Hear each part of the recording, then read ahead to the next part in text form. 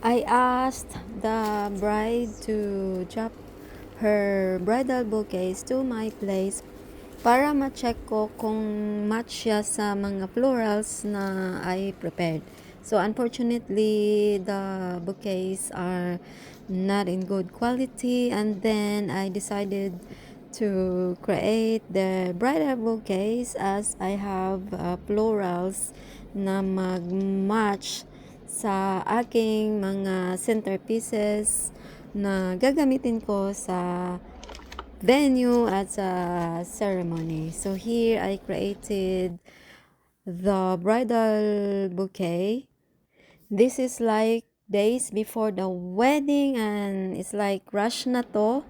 And nagawa ko naman ng mabuti yung pag-arrange ng mga florals. I also did, so this is the florals that I have. And also did the wreath nung flower girl. And also si bride pala nag-order sa akin ng kanyang veil, yung kanyang headdress, pillows, ring, and then flower basket for the flower girl. So I did prepare all those on top of this mga floral arrangement. And here is the finished outcome or finished result of the bridal bouquet and her bridesmaid and the maid of honor. And yeah, so it looks like nice na, and request kasi ni bride doon sa kanyang florists in the first place are may mga tuwigs na mga lumalabas na mga stick out na mga stem like that. So actually hindi kami nag-usap kung anong theme or anong gusto niya sa bouquets, basta ginawa ko na lang at ito yung lumabas at nagustuhan niya naman at as in wala na siyang choice.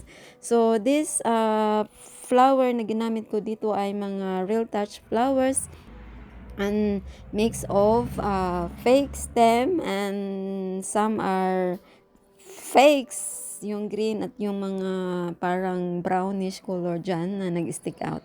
So those are fakes, but most of them are real touch florals. So yes. And also I did centerpieces pala sa entrance sa video na to, and then yung pinick up na yung mga gagamitin doon sa reception at sa wedding ceremony. So thank you pala Charmaine for helping me out to transport all these mga decorations. I have plenty of decors na transport there, vases, candles, fabrics, tablecloths, tulle for the ceilings. So yeah, makita nyo siya sa next uploads ko. So this time are the preparation ng wedding na ginawa ko sa the Lookout Woodbury. I am privileged na maka-set up doon sa Lookout Woodbury because Woodbury is like sa handbag pa, high-end location ng mga weddings. So yun guys. So medyo high-end yung location at ang client ko ay nag-book doon ng 2 years ago pa. Like 2 years yung kanyang booking doon, as Woodbury only booked 2 client in a month. And yeah, nakakuha siya ng spot pero medyo matagal, but it's all worth it. And shout out pala sa owner ng Woodbury. Hi, Michelle! Michelle, at makita nyo siya sa video sa end of this video or next upload ko pala. Sorry cause pick up pa lang ang video clip na ite. Right, thank you guys for watching and thank you sa mga good feedback nyo. I appreciate you all.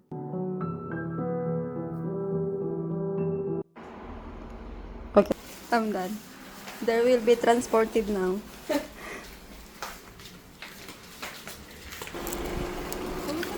Still get one. Well, this one probably needs weights, Tita. Today.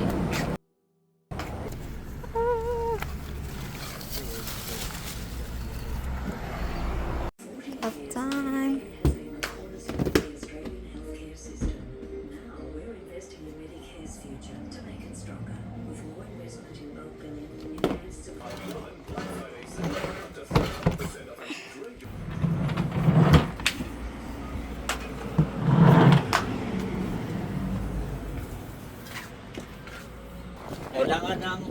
Yung mabigat po nasa loob.